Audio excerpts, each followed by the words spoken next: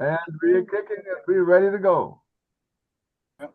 You know, this is the Freedom Friday Forum, brought to you by the Woodson Banneker Jackson Bay Division 330, UNIA-ACL, Rehabilitating Committee 2020. And on this date, September 26th, 2025, we have as a guest, a regular guest, who is one of the people who definitely, when you hear him, when he makes a presentation, you are left with an education. Right. And the UNIA-ACL Rehabilitating Committee is proud to say that it's giving you a free education, and that is through the auspices of Dr. Rasayon, Dr. Koko, as he likes being called. So, Dr. Koko is is a neuroscientist.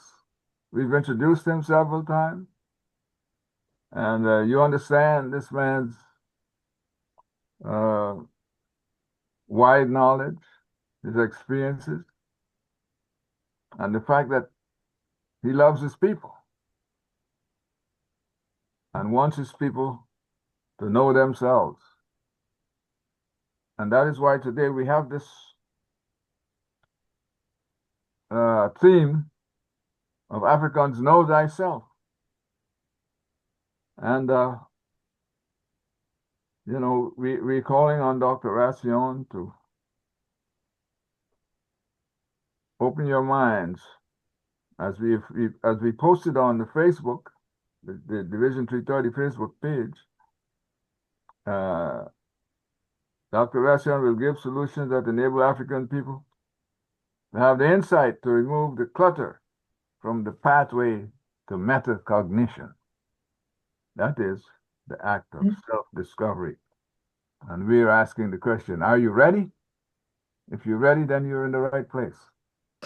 Okay, before we go to the presentation, let's do our normal opening ritual by first giving you the official UNIA pledge to the flag. I commit my body, mind, and spirit to the protection, defense, and security of the red, black, and green. I dedicate my life to the redemption of Mother Africa and the liberation of her scattered black children. I accept for myself and my descendants the teachings of universal African nationalism, and I promise that our children will be instilled with the purpose and knowledge of themselves as African people, in order that the cause of our struggle will neither falter nor fail, until all black people are free and united through one God, one aim, one destiny.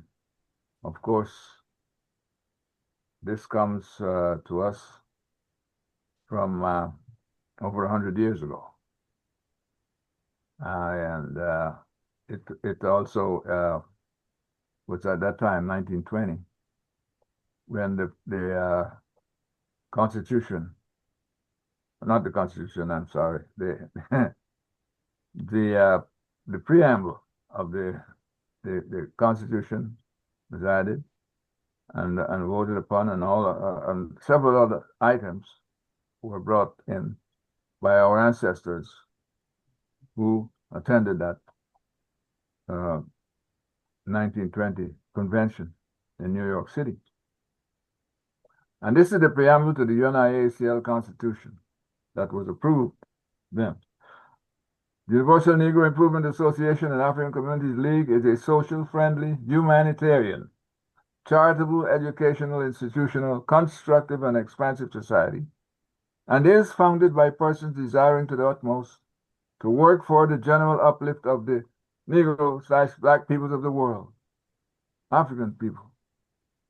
And the members pledge themselves to do all in their power to conserve the rights of their noble race and to respect the rights of all mankind, believing always in the brotherhood of man and the Father of God.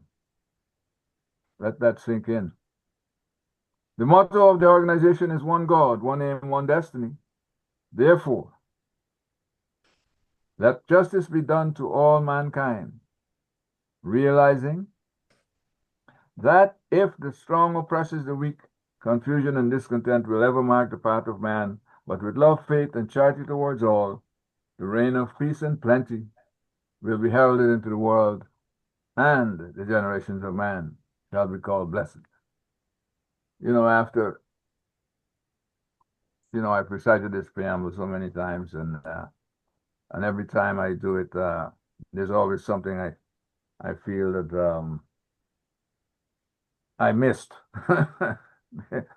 Reading it over and over, and it's the words of this preamble tells us exactly what we're supposed to be doing and exactly who we are as an organization, the UNIA-ACL. And yet, after 100 years, we are still struggling to make the words of this preamble stick into the minds of our people so that they may understand where we are supposed to be, where we're going, and what true freedom is all about. Yes. Let justice be done to all mankind. Realizing that if the strong oppresses the weak, confusion, discontent will ever mark the path of man. And we're still seeing this over and over and over. This is a true document here that should be in stone. It's one of those things that we need to have in every black person's home, so that every time we leave the house, we maybe should have it at the door. We do a reading before we leave. We must understand, African people, we must understand who we are. Dr. Koko, my brother, thank you for being here with us again and for continuing that educating trend that you've been doing for quite some time now, sir, over a year. I feel happy that we have you, because I mean, this is not just, we're not doing this for just the UNIA-ACL RC2020. We're doing this for the people, and hopefully in time. Well, this is on YouTube, mind you. This is being uploaded to YouTube. It's on our Facebook page, live at the moment. So you can refer back to every one of the Freedom Friday Forum that we've had if you feel you've missed something, especially if you've missed Dr. Koko's presentation. You can go back for reference. Now, Dr. Koko, thank you again. I'll open the floor to you, my brother. And please. Hotep. I'm absolutely honored. I'd first like to ask you, do I have permission to continue to speak to confirm the visual on the screen? Oh, yes, my brother, being this one of these people who are above 8. Is it 70, you said? You guys, do you have a visual on the screen? Yes, we do. Okay, anyone over the age of 65, I'm asking you, please. I'm okay, the teacher. You give me permission to speak. You have permission, my brother. All right. So you don't want to, actually, you should ask people over 50 because they're basically like the elders. Oh, okay. But nonetheless, I'm going to do my redundancy check before I continue. Redundancy check is, do we have a visual on the screen and is audio coming in okay? Yes, indeed. Yes, it is. Okay, so first of all, I'm absolutely honored that you guys are privileging me to use this forum, and as I've shared with you on many occasions in the past, this is actually my oasis to get a breather from some of the fundamental expectations in academia. Because the reality is, even if it's an HBCU, we are sometimes struggling with our own ambivalence and our personal sense of security to share information that our students and the community needs to know when we are operating out of a Eurocentric model of education. So I want to be upfront, transparent about that from day one as we take this deep dive into the gifts that Brother Garvey's spirit and Brother Garvey's lineage has allowed us to indulge in on a regular basis. So with that in mind, I want you to know that it is my privilege again to be able to speak to you about how critically important it is for you to have knowledge of self. And knowledge of self is the key to your health. There's a little bit of information about my person at the bottom for people that like to know a little bit about my training. Um, actually biology and psychology, and graduate level psychology, community psychology at Meharry Medical College and Fisk University in Nashville, Tennessee, and of course culminating at Howard University. I always like to make that clear to people that don't know my background. I am not a product of any of those quotas that they bestowed upon people in the late 70s. I'm a product of basically being baptized in the wisdom of a number of conscious African American people and First Nation people who did not even know that they were literally wedded to what we would today refer to as African Americans, because brown and black people were here long before Chris got lost, long before he named the natives, the First Nation people, the sky people, the quote unquote so-called Indians. So with that in mind, be mindful of what you see on the screen with this uraeus, this cobra at the crown of the pharaoh, and you see this cobra at the top of a heart, and you also see the top view of the skull of the mummy of the pharaoh Tutankhamun or Tutankhamun. So here we are. I need to read this to you because we're going to really take a dive into some things that are, other than controversial, they are relatively challenging for Europeans to figure out how to study and make sense out of. And the reason why I say Europeans is because oftentimes melanin dominant people, we find ourselves struggling trying to find a forum or an audience to really address the realities of what our people have gone through. So with that in mind, tune in to this particular opening comment because we're going to dance with this information this evening. And at any time people have a burning question, if you like, you can either put it in the chat or you can simply say, if it's not a question that's going to require a detailed response from my person and or a comment, I want us to make this a little bit more fluid. Spooky comments, non-local narratives, or verbiage are about to unfold in tonight's presentation. I'll read that again. Spooky comments, non-local narratives, or verbiage are about to unfold in tonight's presentation. Yes, we are online and dancing on the threads of Anansi's web, thanks to the many gifts of implemented knowledge by our melanin-dominant siblings. In particular, I'm talking about Marion Rogers Croak, who incarnated during the year of the sheep in 1955, and she's now the current vice president of Google in engineering. She leads research in ensuring responsible AI use and humans' use of technology. That's very important. And note that it's a sister that's in charge of overseeing us trying to keep the brakes on AI. But I want to underscore that with this reminder. She's the engineer. She's behind the technology. But you all live in America.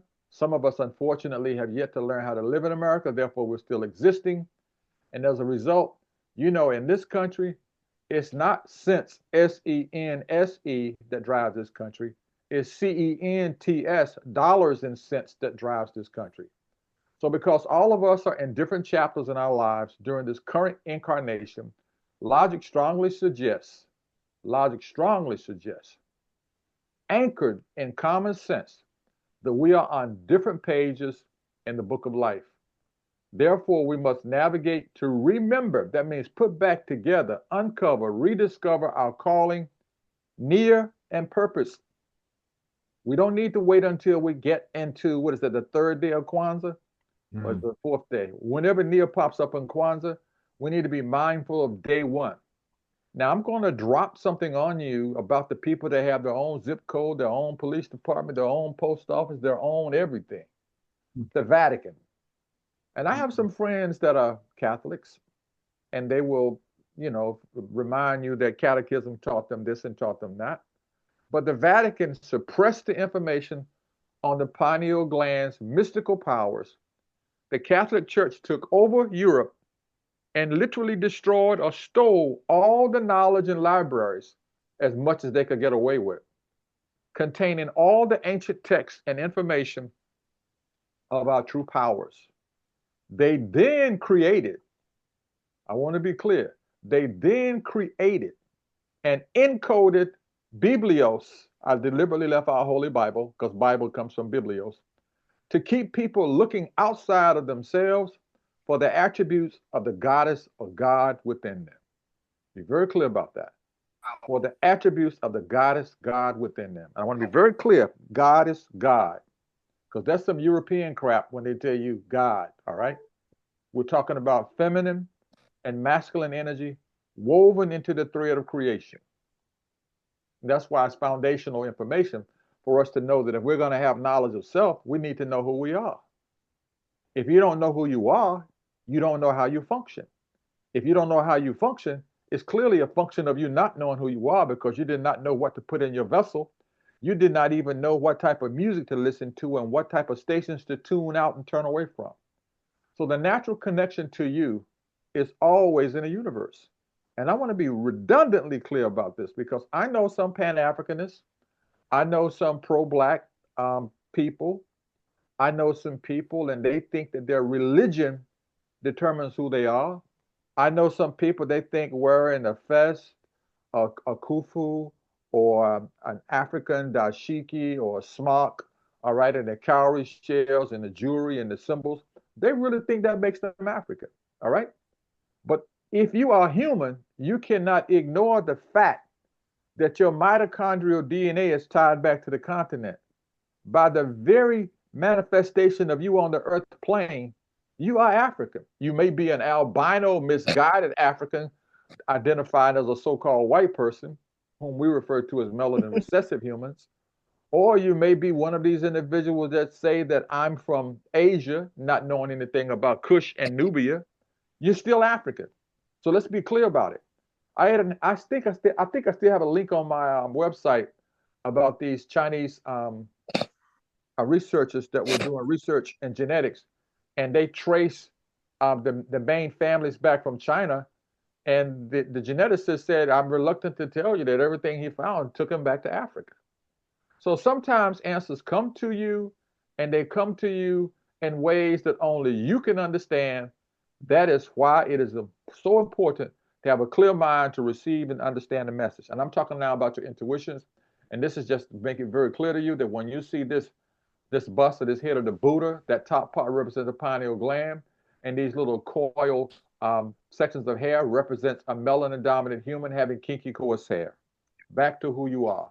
I meet Black people and they say to me, well, how can you talk about Buddhism? That's because they don't understand that Buddhism was actually developed by melanin dominant people. So this is the sister. I want you to remember her. Check her out.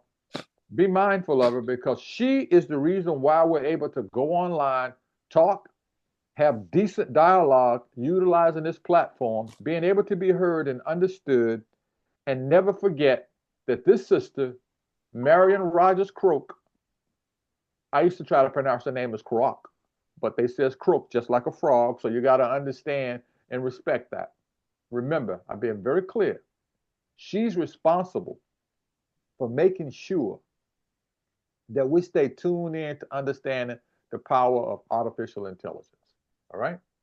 You all need to, let me admit this sister to the room. I have to read this to you as well, because actually what I'm talking to you about is letting you know that what I share with you about our garments, our kufus, you know, and the fez that we wear and the garments that we're always wrapped up in and the cowrie shells and the African jewelry, that's absolutely beautiful because that's a signature of our manifest identity and cultural alliance. But you are so much more grand than that, all right? I want you to be mindful that oftentimes when we lose someone to the other side, they go into the realm of Duat or Duat or Tuat, where you find the ancestors on the shore of the never-ending river that connects the spirits to this plane. Those spirits can still communicate with us. But oftentimes we're too preoccupied with the physicality of this realm that we may find ourselves unintentionally ignoring them. So here we are as a human. And I'm so glad that when I did that book, Reality Check, I actually spelled human that way. And I first dropped that book back in 2014, 2017. In the human, we are an attribute of a color that permits them to be classed that specific color. Each individual is the mind, not the physical body. Without the mind, the physical body world would cease to exist. The mind is spirit. The mind is the intellect that manipulates the physical body. Tune in. The mind is the intellect that manipulates the physical body and the world around us. The mind is like a frequency tuner, tuning itself into different frequencies. The mind exists within the mental plane, which is shared between all the minds of the universe, which actually crosses over and reaches into the astral plane. Thoughts are not created by the individual. They are received based on what frequency our mind is set to. I'll give you a simple example. A lot of you may have biological members connected to your incarnate family, and you may have realized as soon as you became adult that you had less in common with them. Some of you could have had spouses, companions, allow children to use your vessel as a conduit to come to the earth plane, and then you find that there is somewhat of a disconnect. That's because you guys are out of sync with the frequency. And it's really important for you to tune into that frequency by communicating with them as frequently as you can so that you can reestablish that resonance. In a couple of moments, this is going to be very clear to you, all right? Remember I shared this slide with you about T'Challa talking to his ancestors, and he went back and he told the father that, or his father, that he thought he made a mistake. And this is the way that Hollywood could capture it for you, bring it to your attention. But you also see these Black Panthers in the background. And believe it or not, these Panthers in the background, they aren't really quote unquote cats, all right? Great cats. They are spirits that are reminding you, the viewer, that what you see sometimes may present itself as a totem or an icon to you in the earth realm. I guarantee you, even though I don't know how many people are here, but if you have at least 10 people, someone in this particular forum, you know for a fact that when someone dear to your family, clan, your lineage crossed over, or someone you knew around the holiday season, it may be a bird, it may be a unique dog that you haven't seen, it could be a fox, it could be some kind of animal that shows up that does not usually show up. And then you know and you recognize that their spirit is letting you know that they're still around. Any of you all familiar with that? Yeah.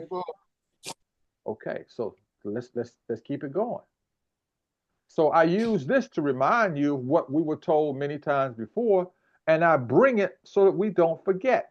Your identity, believe it or not, identity, your ID is tied to the entity that is utilizing your physical body to manifest in the realm of physicality. Momentarily, I'm going to simplify a lot of these things because a lot of people that I've interacted with, they have these, what I call surface conversations. They use the words, the terms, but they oftentimes may be a little misguided about the depth and the content of what's actually being communicated.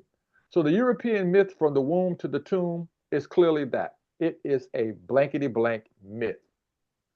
From the womb to the tomb. Actually, from the cosmos, the ethos, to the realm where all energy reverberates, that's from whence you hail and that's from whence you return. And believe it or not, that does not negate the fact that whatever your spiritual religious orientation was on the earth plane is completely ignored.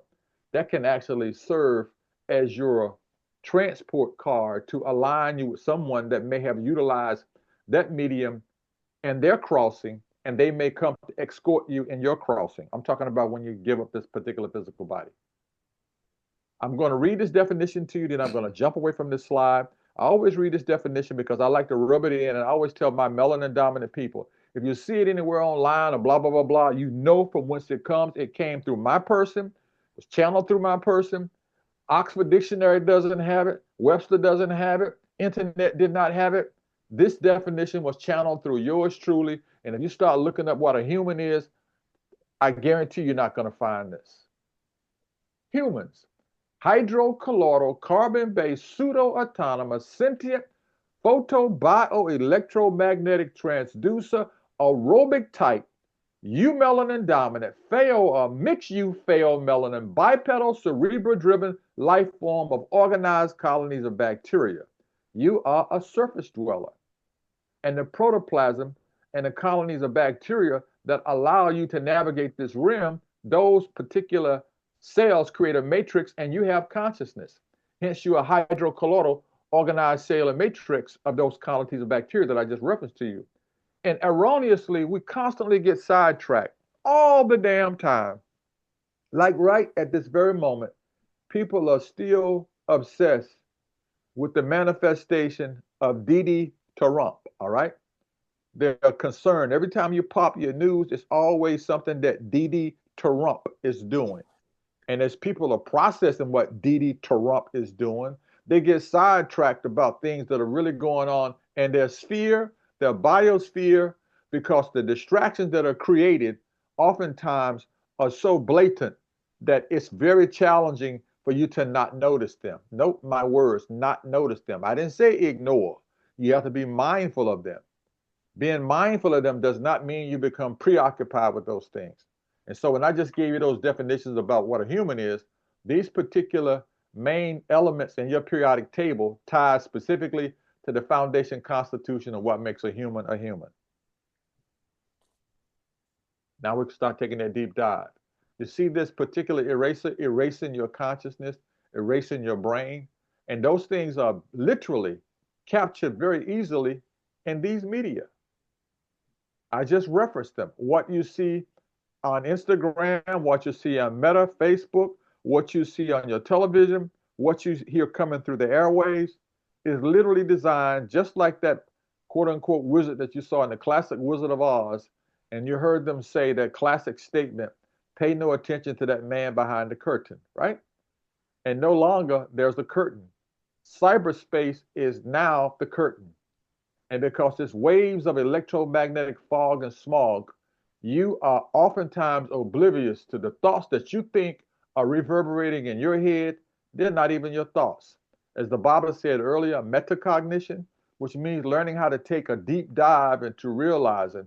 Michelle Farrell dropped a song probably about 25 to 35 years ago.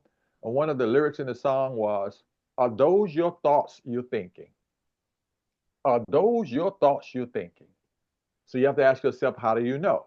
And so when social conditioning is the process by which people of a certain society are trained to think, and ironically, you're not thinking, you're reacting, believe, feel, want, and react in a way that is approved by the society or the groups within it. We talked about this many times before beneath the rubric of hegemony, also referred to by some people as hegemony. Now, I found these dual octopus. Now, the one that's basically sort of like blue and white, blue and gray is the most venomous ones on the planet. All right. And that blue, you don't see it here. And I don't even think I can. Well, I do know where I have some pictures of a blue octopus, well, actually, an octopus that has the blue circles on it. They are very, very toxic and very venomous. They have a neurotoxin that they release when they have identified you as a prey. Now, check this out. Do you see the swords here? Because this is what we're talking about. We're talking about your identity. You see this knight given this octopus. This is an ink pen. This is an ink pen, but built into the nib of the ink pen is a symbol of a sword. And on your left, you see a sword. And you see the octopus tentacles attached to the sword. But as Garvey told us many, many times, and you read Garvey's research, Garvey's work, the pen is mightier than the sword, but the tongue is mightier than them both put together. Marcus Garvey. The pen is mightier than the sword, but the tongue is mightier than them both put together. Now, you may not realize above this, you see a basic configuration of a cyborg brain and how attached we are to the internet. And we are so attached to the internet that a lot of us are in denial about it. You all have heard that Trump basically created some kind of little mandate or introduced some kind of guidelines or introduced another executive order to remove the painting or the photograph of the runaway slave or the runaway enslaved Brother Gordon. Have you all heard about that? Yes. Just Yes, think about I read about it. this is the whipped slave. Now, you don't need to know, and vanilla people will tell you about keloids because you scar up, but they don't tell you that's melanin clustering together to basically protect your body, to toughen your body in those areas. Any human female that becomes with child, even the vanilla ones, they get a dark line running north to south from just above their sternum, all right, all the way down to the beginning of their pubic hairline at the crest of where you reach the labia majora above their lips or right at the top of where the pubic hairline is. That's melanin lining up so you can stretch. But these people have literally, and I don't know what the Congressional Black Caucus is doing. I think this is their week to celebrate whatever they're doing. And I'm not there, so I'm in no position to judge. But the point that I like to make is, if you are there, why don't you have someone covering whatever you are covering at the Congressional Black Caucus? Somebody should be there dropping some tidbits of news, buying some space in major newspapers, telling us what you are discussing. And we don't have to be so secretive that we don't let people know that we're addressing the issues. You haven't got to tell them your strategies, but people need to know. And the reason why people need to know is because people are the pawns on your chessboard. So the whip slave, the famous whip slave, photographed pictures the runaway slave Gordon exposing his severely whipped back to the camera photographers, William D. McPherson and his partner, Mr. Oliver. Gordon had received a severe whipping. They call this a whipping. I mean, this man was basically like, what's the word I'm looking for? Whipping is not the appropriate term. Beaten. Yeah, beaten is also close to it. I mean, this is absolutely barbaric, all right? This is the barbaric, heinous insult to the human body. But what you may not know is when they flog someone like this, they did it so other quote unquote enslaved people could hear him, see him, watch him. Some of you all saw Roots when LeVar Burton and Lou Gossett, and he was trying to tell them, like, look, bro, just tell these crazy damn vanilla enslaved hybrid life forms that your name is Toby, or they will kill you here, okay? So stop telling them Kunta Kinte. I know your name is Kunta Kinte, but this pathological, quote unquote, enslaver or worker for the person that owns the quote unquote enslaved people, he will beat the life out of you if you don't say your name is Toby. Are you following me? And I know you guys are familiar with that scene because Lou Gossett and LeVar Burton said that some of the things that they did in that scene just popped in their head. It wasn't in the script.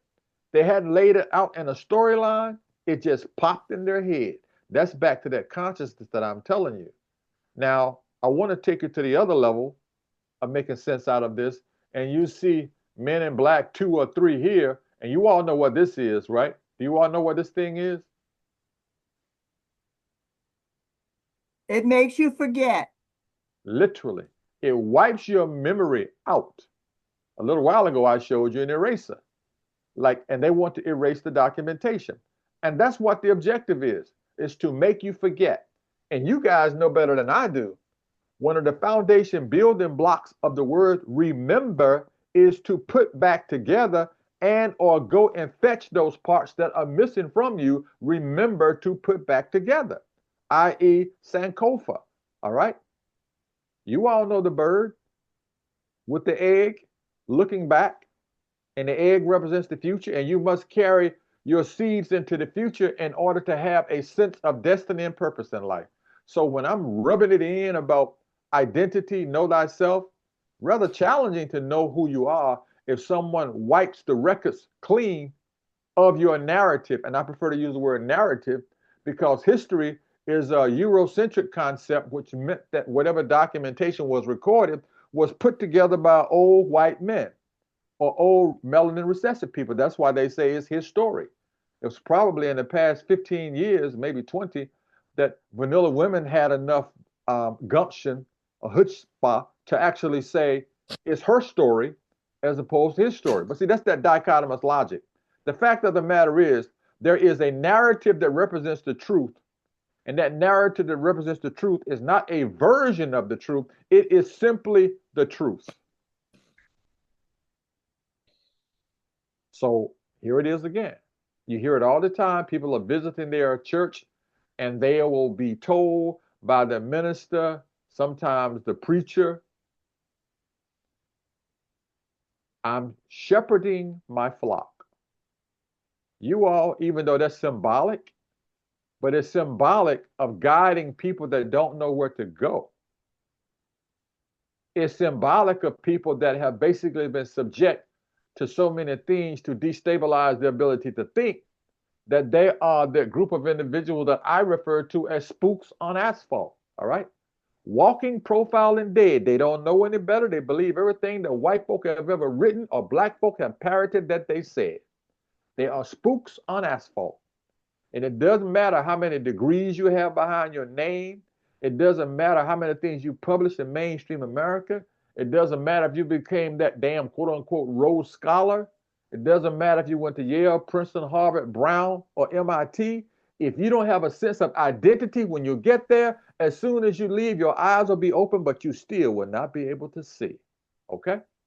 So mindless compliance, devaluing women, and population control is the rationale for you becoming more and more removed from who you are. And some of you may not realize what type of risk my person takes to engage in this kind of dialogue in an open platform like this. But because I have a lot of respect for beavers and a lot of respect for what beavers do, I don't give a damn. So let's take a look at natives of America. Only a few are left on the reservation. So why am I bringing this up? Because melanin dominant people, and they played a game on my Latino, my Chicano, my Mexican brothers, the brothers who were descendants of the Olmecs, the Mayans, and the Aztec. They played a trick on them. They had them thinking that they were going to be taken care of. But if you know anything about the English language, the lexicon, if something is taken care of, as a matter of fact, the mob had the same language, and it had a totally different connotation. Like if you have a child and you have a family and you have a relationship, you would say, look, you all are going to be taken care of. We're going to take care of you. But if they came from someone that was involved with starting the casinos down in Mia, Miami, out in Vegas, they may say to you, we'll take care of it. Or we'll take care of you. You all know what that means, right? We'll take care of you. Which means any obstacles that are obstructing our ability to do what we want to do, we're going to take care of it. So as you see this albino octopus, and I just shared with you too, the dominant culture can exert cultural hegemony, which refers to the ability of the dominant group to shape and control the cultural narratives and symbols within a society. This can lead to the marginalization or erasure of alternative cultural perspectives. Any of you all remember when the 3 Olympic athletes, probably like 45, 50 years ago, maybe, yeah, that long, maybe 50 plus years ago, they stood up and they put a black glove on. Now, one of my friends in California had befriended 2 of those brothers. And I'm not sure if those 2 brothers are still alive. Now, I know one of them definitely is. But he told me the hell they caught for raising their fists. And you all know the hell that Kaepernick caught, all right, for basically taking the knee, and the NFL basically ostracized their brother. Is he a quarterback yet anywhere? Kaepernick? No, he's not. You see, that doesn't leave me speechless. That leaves me more aware of what we're talking about. Right. And so when you process that, I want you to know that this blue-eyed octopus, and contrary to what a lot of people may think, though they are very, unpleasant to look at, but that is one of the most skillful, brilliant creatures in the depths of your ocean on the planet. But let me share something with you that we do to you all the time. Pay close attention to what I'm about to say, because it's symbolic. Usually, the only memories that you have of a bear that was polite and kind is Yogi Bear. Yogi Bear, I think from Hanna-Barbera, him and Boo Boo, They would be out stealing picnic baskets, and he'll be talking to the ranger, Yogi Bear, the brown bear. All right? Basically taking people's food. Do you know the terminology they use, the adjectives they use to describe the deadliest species of anything on the planet? For example, they call it the great polar bear. All right? The great white polar bear. And what's the name of the shark that terrorizes people in the ocean? They don't call it the terror shark or the demonic shark. They'll tell you another great white tiger shark was spotted. Do they not say a great white tiger? All right. And every now and then they may tag along the language about, hey, you know, it's the apex predator in the ocean. But when they really want to throw crap in your face, they get inside of your brain and your head, and they never tell you that one of the most brilliant cetacean creatures in the ocean is an orca. They usually say crap like the killer whale. Are you all following me? The killer whale. Killer is in front of the whale.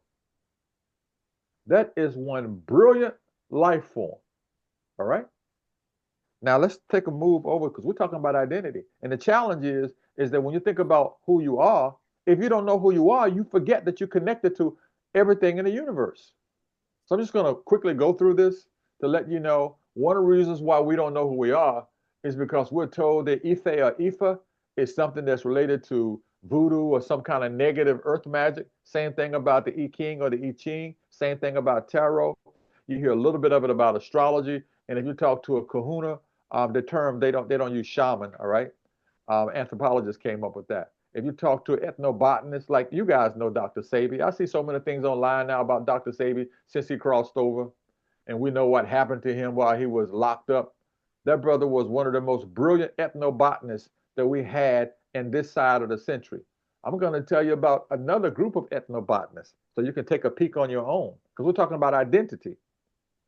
Are you guys aware of a book that was written by Wade Davis?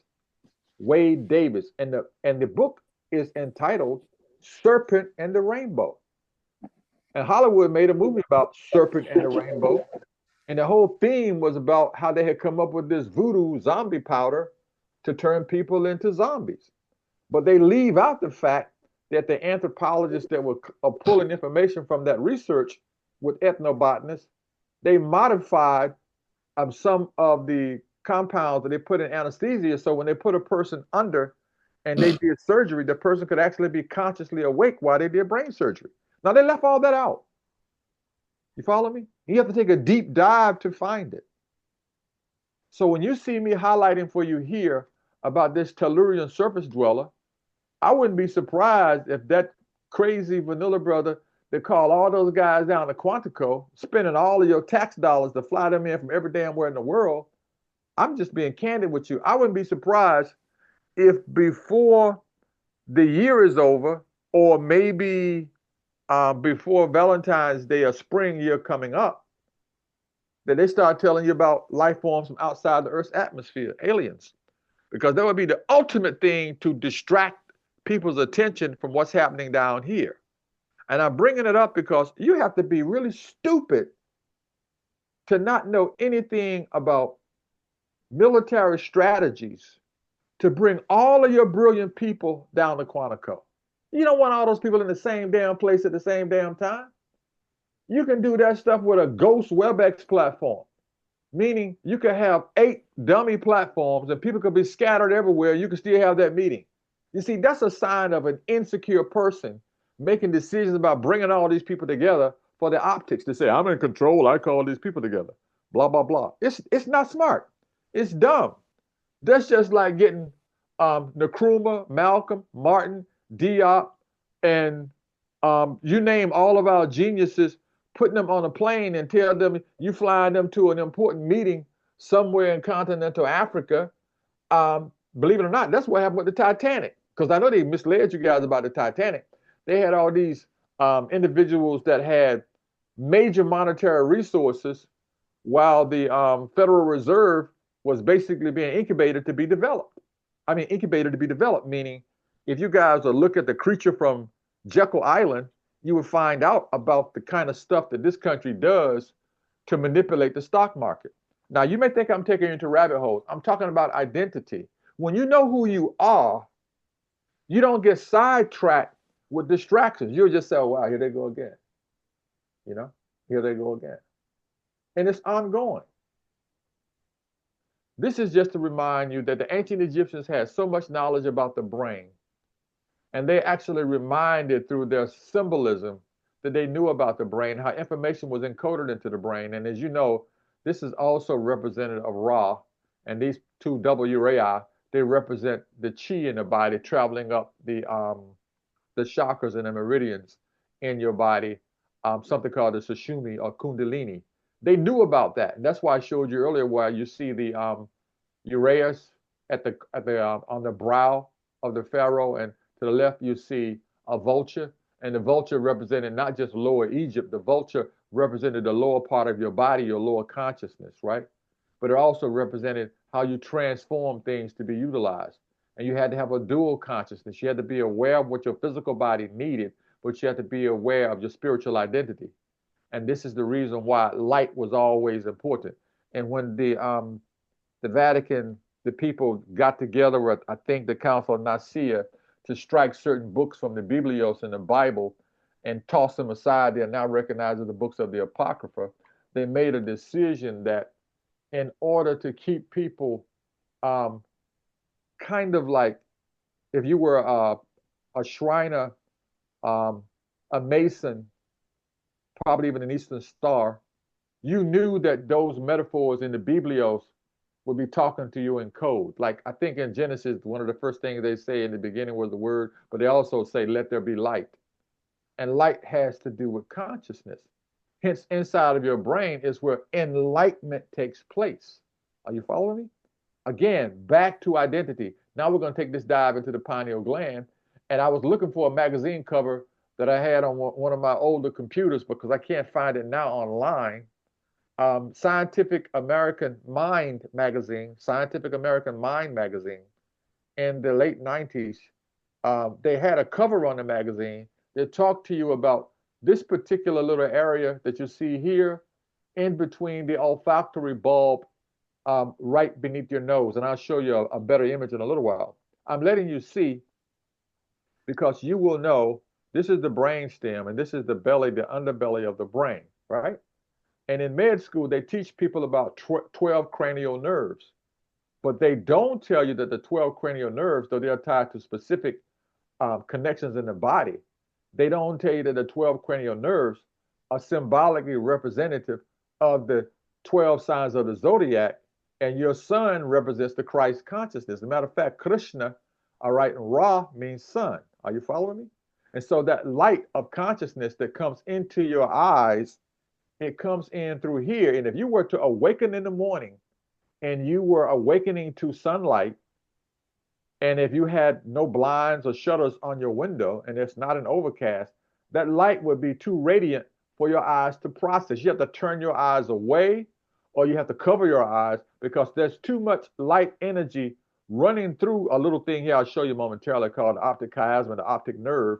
There's a bunch of stuff that happens up here around funny terms like lateral geniculate body to go to the back of your brain so that you can actually register what kind of light is coming into your body.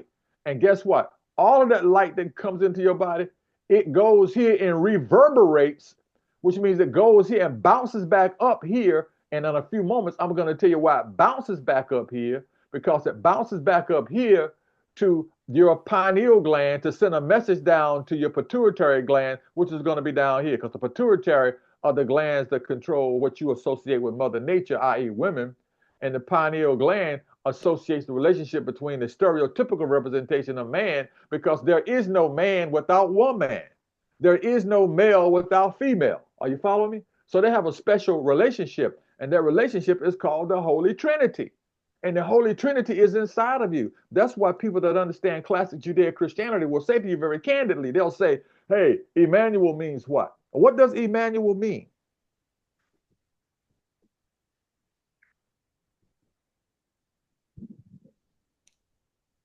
You all know what Emmanuel means. I think it means God with us. Exactly. God with us or God within us. Are you following me? And if God is with us, that means it's something godly or God is like about you all the time. But you have forgotten how to listen to it. Now, I actually snatched this from my book, Reality Check. And you guys know well enough to know I'm not the kind of person who run around trying to press my book because I need to send somebody a book now that they purchase because I had to jack some people that had one of my books on Amazon trying to sell it to somebody for like $165. And it was my original copy that I made available to Brother Hakeem over in Baltimore when I was only sharing the book with melanin dominant people. You follow me? I was literally sharing it specifically with a small group of people. I wasn't interested in no notoriety around publishing, but I want you to tune into what we have here because we're talking about knowing who you are. You remember when they used to identify people that say, well, you in trouble, bro. They got your fingerprints. All right.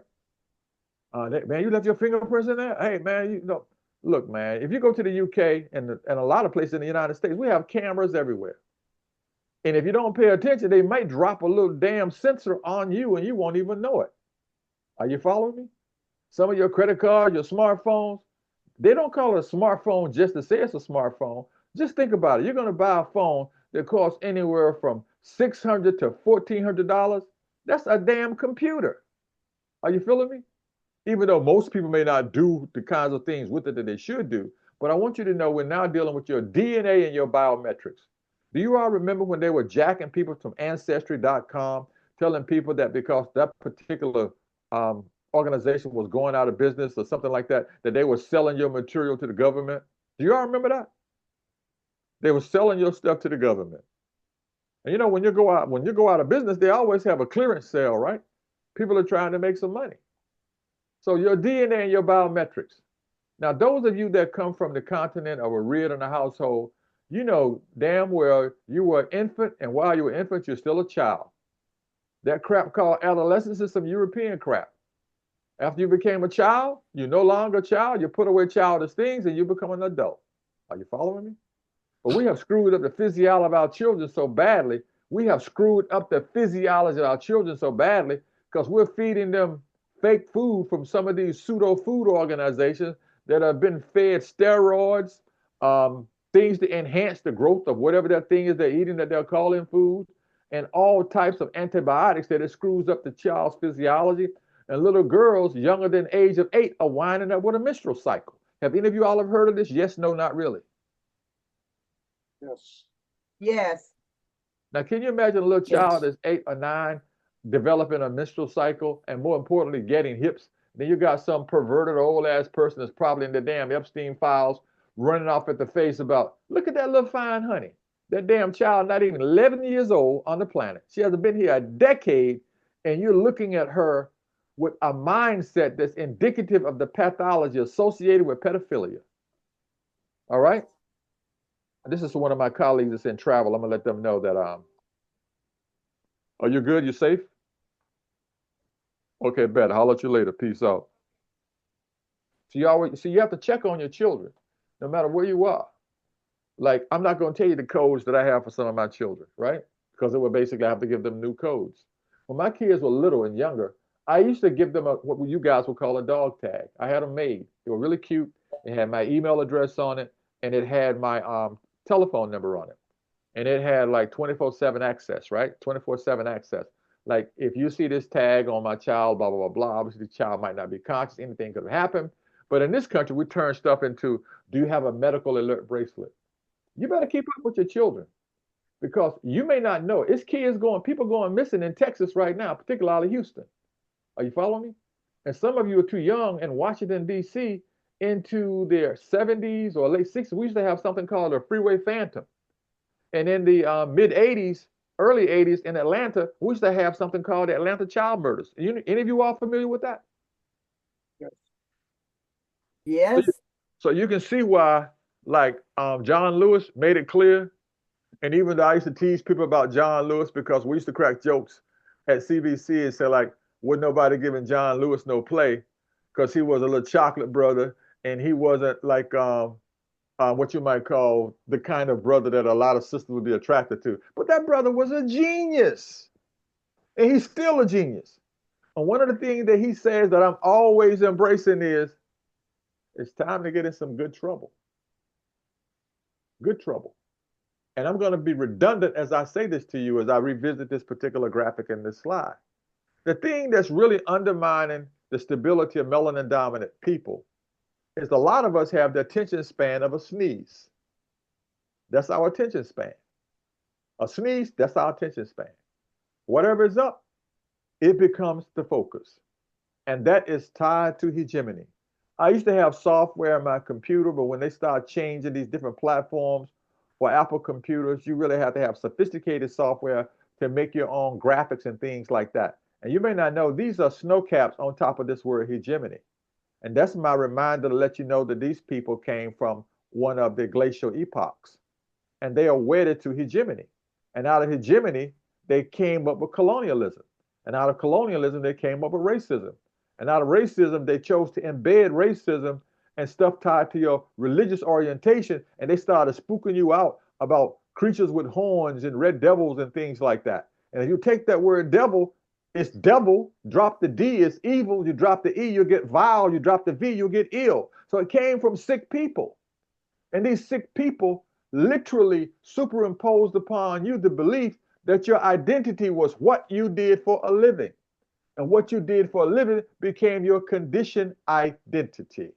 And you were an entity, but your ID was tied to what you were conditioned to believe. And as a result, you lost your sense of spiritual dharma. And your spiritual dharma, I'm going to take you to a slide in a second, which is your true identity. You hear people saying it all the time. And I love to hear brown people, black people say this. They say, I'm trying to find myself. And you ask them, where have they looked? As a matter of fact, that's why I got into neuroscience. I wanted to find out what was going on inside of the brain of some of the most violent, destructive people in the history of planet Earth. What the hell was going on inside of their brains?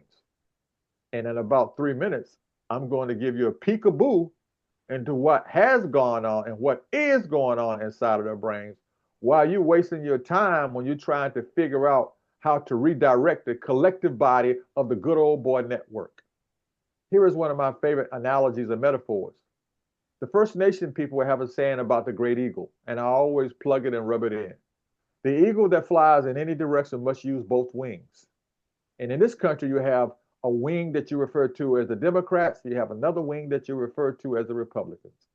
And hardly ever do you hear anything about the independents, all right? You don't hear anything about the people that are thinking on their own. They'll ask you, you're Democrat, you're Republican, or you're independent. And you get caught up in that dichotomy. So let's see where this takes us. And for the record, this particular slide is taken from my book that deals with the octahedron, which really represents the human body is an octahedron. I just told you, see spiritual dharma? Spiritual dharma, this is part of your identity. It's like who you are.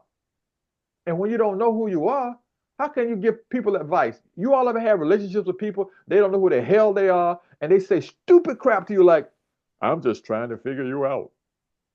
You know? I'm trying to figure out what you're about. What do you stand for? How are you going to figure me out? You haven't figured yourself out yet. Are you following me? When you figure out who you are, you'll know who I am because I am you. Spiritual dharma, conditioned identity. It's the nature of a soul intuitively connected to an awareness of the reasons of mission that drives the current incarnation into live Ubuntu. I am because of you. The conditioned identity, on the other hand, is actually conditioned identity undermines your genetic memory via what you're going through in the environment. Because what you go through the environment is basically modified by what you eat, your level of religious endorsement or cultural endorsement, the kind of people that you hang around, and sometimes your title. That's why the Bible was saying to me, Koko, K-O-K-O. Doctor is not on my damn birth certificate. Are you following me? It's not there. And as a matter of fact, the letters behind your name give you the status, but the degrees of consciousness that you have give you consciousness. So I know damn well some of you have been to a doctor, you know blankety blank blank, that doctor did not know what he or she was doing. They said, we're going to try this. You ever been to a professional NBA game, a professional soccer game, a professional football game, and heard the coach tell the guys, all right, time to hit that gridiron and practice? They usually say, game on. Put on your game face. Guys don't go into that square that they call the ring for boxing, welterweight, heavyweight, midweight, whatever their class is. They don't go in there and say, I'm going to practice with this guy. They say, game on. But doctors tell you as soon as you come in the office, I've been practicing medicine for blah, blah, blah. When are you going to get it right? I've been practicing. I'm not trying to be flippant and facetious. They'll tell you they're a practitioner. You have to get a license to practice medicine. And even though a lot of the medicine that we use, we call it allopathic medicine, but more recently we shifted from allopathic medicine, which is a misrepresentation of complementary medicine, because we use everything that works. Now, the dark crystal.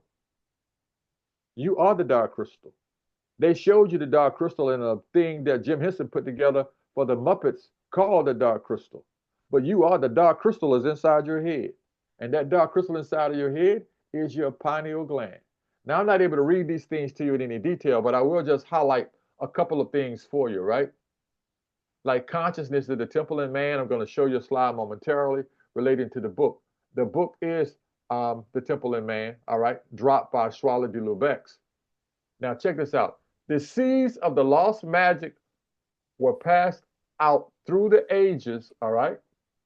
The secret science was inherited by the ancient Kemetans or Egyptians, were the legacy of a higher mind of a distant golden age. Now, let me take you over to where you see this little red spot up here at the top, right? By the way, this is lined up with the chakras in your body. These things represent the meridians in your body that the Asian brothers refer to as the system of acupuncture and acupressure. Now, this red little dot here, the third eye, this little sanctuary represents the top chakra, which is the higher glance of the brain within the skull. This particular room is proportioned precisely 8.9. It is the same proportions of the first note in the music scale, so the entire temple has a musical significance as well as philosophical and metaphysical significance. So the bottom line is, you are a frequency of energy in your physical body, and you respond to your chakras in your body based upon what you're putting in your body and the integrity of the functioning of those chakras in your body. You are basically a walking musical instrument. I guarantee you, some of you probably have been to a concert. Like, let's say if you like Luther Vandross, or you like Minnie Riperton, or you like Aretha Franklin, you follow me? Or even my girl, home girl, like you like Anita Baker, you feel me? There were people that were like hit those notes, and when they hit that note, even Teddy could do that. There was a note that brown and black people talked about among musicians. You all ever heard of a blue note? Another time when we have a little another presentation, I'll give you some detailed information about the blue note. But the reason why I'm amplifying this so emphatically is because I want you to know this is the book, The Temple in Man. And this book was letting you know that there is a level of consciousness associated with the fundamental anatomy of the human body. This is back to you knowing yourself. If you don't know who you are, that means you don't know how your system, your body is designed to function. You're absolutely clueless to what it can do. And I told you earlier when I made the reference about the Trinity, you see the hypothalamus, the pituitary, and the pineal gland. Here, the hypothalamus, the pituitary, and the pineal gland. The hypothalamus regulates how you're going to handle whatever your body needs based upon what your pituitary gland is telling it. And all of those things are tied to light-darkness cycles. And for Schwaller de Lubeck to be pulling this up, finding the symbolism in ancient Kemet in the architecture, what does that tell you about these people? And by the way, have you ever heard this expression before? When you are basically dealing with something like a police person, or let's see, somebody need to let this sister in if she's not in. Let her in.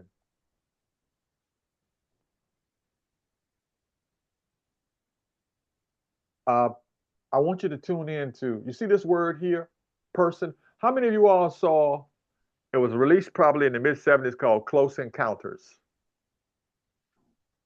And you saw this French dude talking about how to communicate with these life forms with music, the music scale. And they had a little sign that you see. It was almost like what you see here. And those things related to universal sounds in the universe. Africans do it all the time. People in DC kind of play with it too, with their go-go. You can go to certain places in Africa and you find that same damn rhythm, all right? Now, but the unique thing, what I want you to be mindful of, you see this word here, person?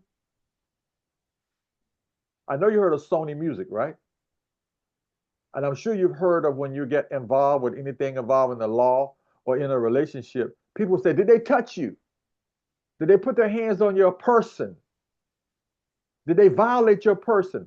The word person means that which something sounds through. And you are a medium that something sounds through. And anyone that knows anything about vocal training, that one of the main things they teach you to do is how to breathe and lift your diaphragm and how to warm up your vocal folds or your vocal cords so that you can make certain sounds. And I don't need to tell you, bro or sister, people can get you to do all kinds of things by sounding out your name a particular way with a particular rhythm. And brown and black people will get in a fight in a damn heartbeat if you call them out of their name. All right? And God forbid you say something about their mother. All right? So we're talking about knowing who you are. And I want to remind you, when I told you about that 13th nerve, they don't even have it in med textbooks because it screwed up what they thought they knew. That's why you always hear about the 12 cranial nerves. And the reason why this particular nerve 0 appeared to be so invisible all along is because it represents your ability to intuitively tune in to the God consciousness of you. All right? The goddess consciousness of you. And they pointed out, listen, in 1905, it became classified as terminal because in other animal species, it was observed to extend into the region of the lamina terminalis, delineating the anterior wall of the third ventricle. In other words, it was actually connecting back to that part of the brain that's back here beneath this temporal fold. And for the record, these things here called temporal lobes, do you know what the temporal lobes, they represent the temple. The temple represents where you harbor and hold information to maintain a level of being spiritually upright. Your consciousness is in your temple. And if you were to look up on the flanking your eyebrows to the side, between your eyebrows approaching your ears, it'll be like it's a little indentation in the side of your skull, all right? And you call that your temple. And it's a real sensitive spot, all right? And that particular sensitive spot is picking up all types of information for you to process. So we oftentimes will refer to in general, when it hits the chakras, we'll say like, yo, man, are you picking up these vibes in here? Now, this is from the cover of my book, but this is I actually copied from my book because the book used to be on my computers. But I want to tell you what happened to several of my laptops and my computers was I could actually just go in and pull out the page, right? But check this out. This is Reality Check, a manual for the human octahedron and the mystery of melanin, which was dropped in 2014 and 2017 to be made available to the public. But in 2011, I had put it together to share with a select group of melanin-dominant people. Now, you guys probably know of Jules Pulcrum. You probably heard of Richard King, the psychiatrist. You heard of Baba Asa Hilliard. You probably heard of Laila Afrika, and you probably heard of Hunter Adams. But I want you to know that I actually put this in the book to highlight what you're going to see in the next slide. I'm talking about your identity. If you know anything about the Dogon of Mali, the Dogon knew about the cycle of the planets around the sun here. They knew about the orbits of planets long before Copernicus and Galileo discovered the freaking damn telescope. They knew about it. They also knew about what you guys refer to as Nibiru. Some people call it Nibiru. And I hope these vanilla people don't start doing crazy crap because that's a life form outside of Earth's atmosphere that these vanilla people do not want to piss off because we are their children. And if you piss them off, the hybridized version of you, claiming to be so-called white folk, ignoring the fact that the mitochondrial DNA that allowed you to be who you are came from melanin-dominant people. You haven't got to worry about what the hell is going on with people that have nuclear armaments. Man, these folk got some lasers. I mean, some serious lasers. The kind you saw on Independence Day will basically be like a guy playing with a water gun, all right? I'm telling you this is because this is what we call the visible spectrum. The visible spectrum. The doggone were able to pick up information outside of the visible spectrum. You know, when you take your little remote to turn on your television and do certain things with your remote, and you know, TVs today are so unique that you're not even able to change the station if you don't have your remote, unless you know how to get to the back of them, right? But imagine having someone that's tuned into that level of energy, and they will come in your flat, and then you say, "Where's the remote?" And you say, "Well, like, I want to like flip the frequencies of the stations for this." They say, "Oh, I'll do it for you." You remember that weird movie that came out many years ago called Brother from Another Planet? So I'm telling you, this stuff is right in our face. But take note, I want to show you. This is the visible spectrum. This is what vanilla people talk about. You guys probably heard it. Well, if you had a general physics class, or if you were learning how to color, if you were an artist, they told you about Roy G. Biv. Red, orange, yellow, green, blue, indigo, and violet. That's the visible spectrum. You do know horses, cats, some dogs can see outside of the visible spectrum. This is where Europeans tell you this is what makes the world go round, right? Even though we now know that we use radio waves, microwaves, infrared signals, ultraviolet, X-rays, and gamma rays. I'm going to give you a peekaboo into gamma rays in a second because I want to make sure I shut my mouth so we can actually talk, all right? I'm going to kind of zoom through a couple of slides because I want us to have some time to interact. But note, gamma rays. I already told you about what? I told you that you are basically a frequency of light that's slowed down so much that you can actually solidify and become what? A carbon-based life form. I already told you that you are a carbon-based life form, photobioelectromagnetic transducer. I'm not going to take you through this because I want to get to this point to ask questions and make comments, right? And this thing here, your pupil, your iris, you hear it all the time, like your eyes are the gateways to your soul. If you don't really care for a person, or you're not resonating with a person, you don't want anybody looking you literally in your eyes. Because something happens when someone looks you literally in your eyes. This aperture is actually like a sophisticated wormhole. And when the light goes inside of your eyes, I'll take you to it. Pineal gland, documentation, pineal calcification. It's a lot more than melatonin production. But this is what vanilla people have been able to study with some detail. Molecules 2018 February, that particular journal, that's just one. And they're telling you that when you have calcification in the pineal gland, things don't work properly. And I'm going to break it down and simplify for you. Your pineal gland is your Bluetooth. That's your Bluetooth. When you want to send me your playlist or send me some photos without going online to the internet and a Nazi's web, you can be proximal to me. And the mirror neurons in your brain, depending upon the resonance that we have, whether or not I'm wearing natural clothing or you wearing natural clothing, and we have been eating food that's jacked up, we can talk without saying a word. Guess who's always using Bluetooth with their children? Brown and black women and island women use it all the time when they take their kids out, particularly if the kids haven't reached puberty yet. They will give a look in that direction. That kid will catch that frequency of energy coming from your eyes, and they will go, oh shit, I shouldn't be here. I shouldn't be there. And your grandmother will look at you and say, all right, boy, I'm ready for you to tell me the truth now. You ready to tell me? Because she can see through all that crap. And that is your Bluetooth. Up until the early 80s, vanilla people thought that that little spot, which is calcified, that's why it shows up like that. When a radiologist looks at it under the old school x-rays, it will be calcified.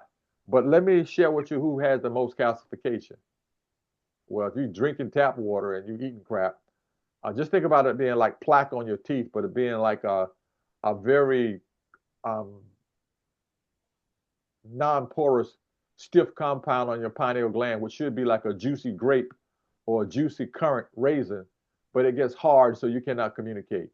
Now, when you see who fluoridates the water, 1992, you see all these places, greater than 75% of fluoridation. And out here in the Midwest, where you see people that have these really unique things, where a lot of First Nation people live and things like that, you find that these people oftentimes would be, sometimes folk will sit water in the sun, they drink rainwater, but because I don't want to lock you into it, we knew literally 50 plus years ago that calcification shows up in the skull, and we also knew who had disproportionate levels of calcification.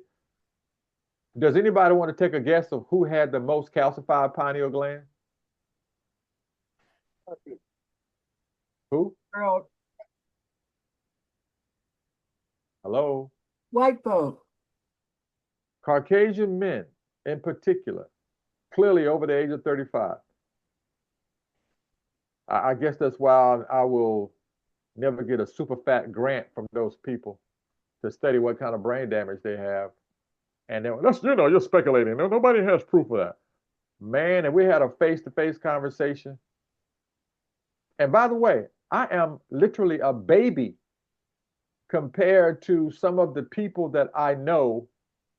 Well, I'm not a baby. I can carry my own with them because I just love neurobiology. But the reason why I'm telling you this is to share with you this slide. You see here?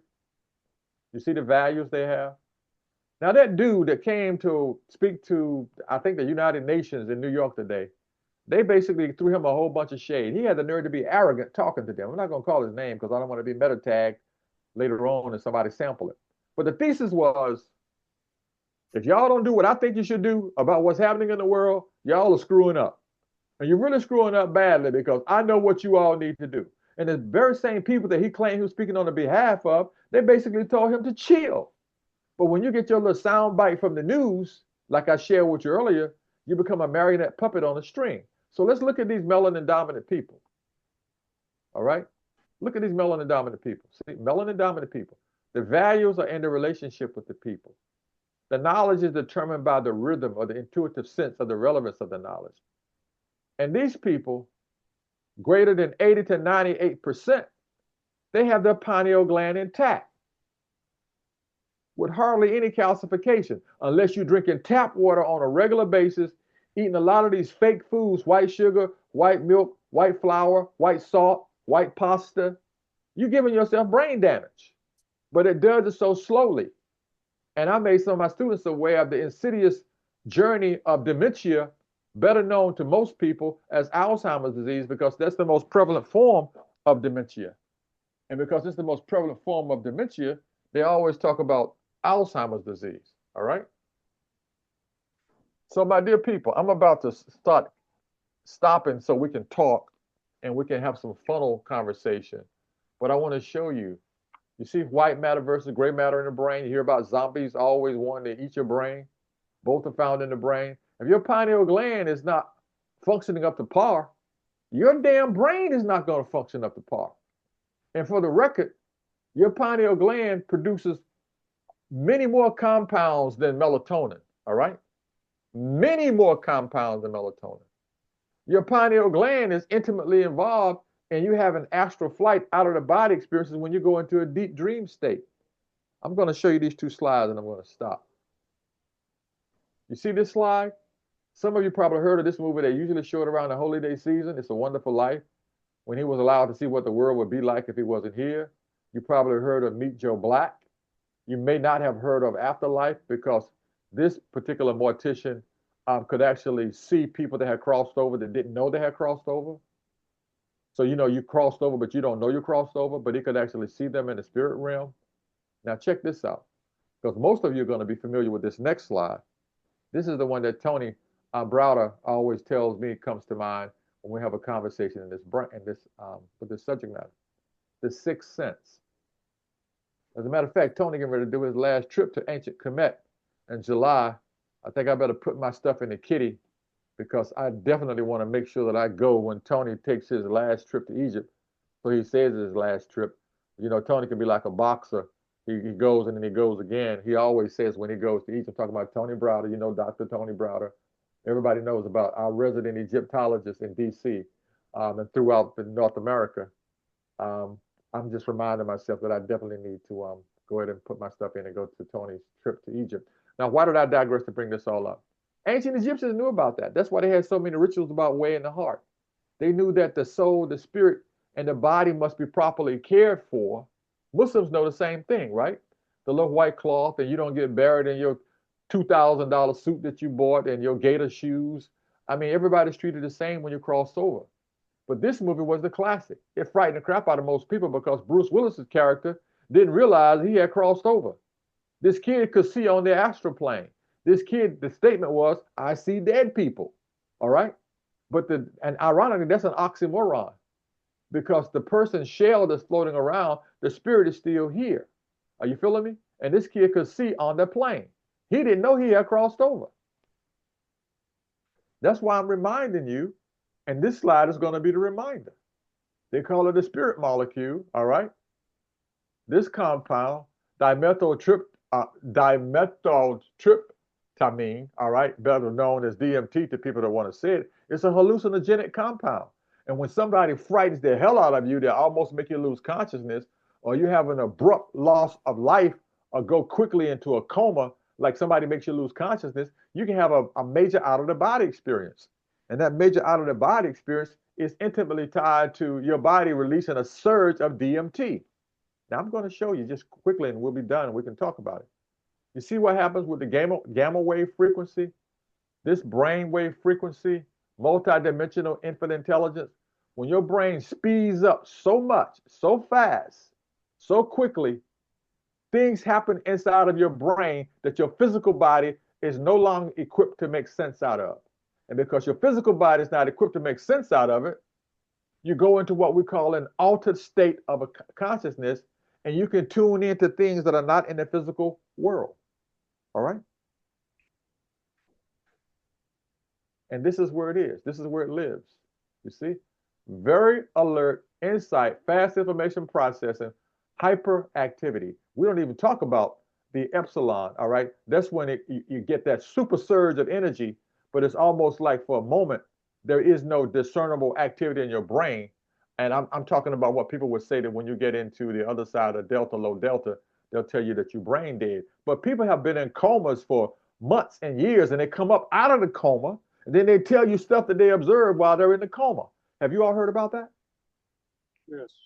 So the summary in a nutshell is, I'm telling you that you are a spirit being, and you need to go beyond, even though it's always beautiful, go beyond processing, you know, how many times you went to Africa, but what did you bring back from Africa? And as you see, the Tibetans and traditional Africans will tell you need to wait 40 days when somebody crosses over. And the people in certain parts of Tibet and certain cultures will tell you need to wait 49 days because 49 days, 7 times 7 is 49. And that's how long it takes the chakras to realize that the energy in that body can no longer find places in that body. And you need to do rituals to let that body, not that body, but let that spirit know that that body is no longer a place that it can visit. All right? Which is the exact same amount of time that the Tibetans believe it takes to reincarnate from one life to another. And that summary of, so I told you, they said from the womb to the tomb, if energy cannot be created or destroyed, what does that say about energy? It shifts across dimensions and it changes form. So I'm going to stop talking and remind you that we need to give a shout out to the spiritual essence of Queen Mother Sister Frances Cress Welsing and Baba Dr. Richard King, because these two people set the stage for us to take a deep dive into understanding that the literature and molecular biology and neurobiology and the journal called Synapse were not being read by regular people, and they took a dive into that literature to tell regular people you are a lot more than your physical body. So let's have a conversation and or a dialogue, or more specifically, see who has a comment or question that someone in the audience may be able to answer. So muchas gracias, Sante Sana, shukran, merci for Madassa for allowing me to share my perspective. Dr. Koko. Yes, I just want to let folks know that Black Seeds did in their calendar this year a deep piece on Dr. Croak. That's in the 2026 calendar.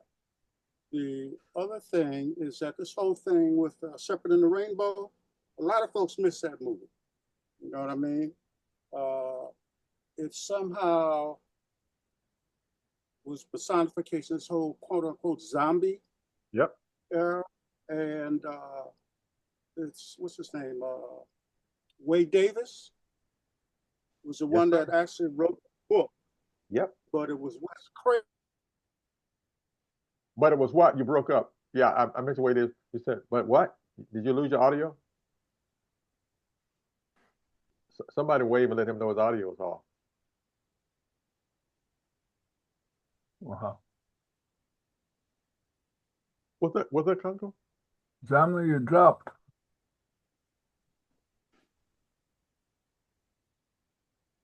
Yeah. You know, when you start dropping heavy information, sometimes Anansi will let you know Anansi is still the web. Yeah. Yes. Well, when Baba Z gets back, I'd like to deal with this very last slide you have here. How do you make quick decisions? Does your visceral self decide? How vulnerable are you to neuromarketing? I think our folks, and I may be wrong, we're very vulnerable to neuromarketing.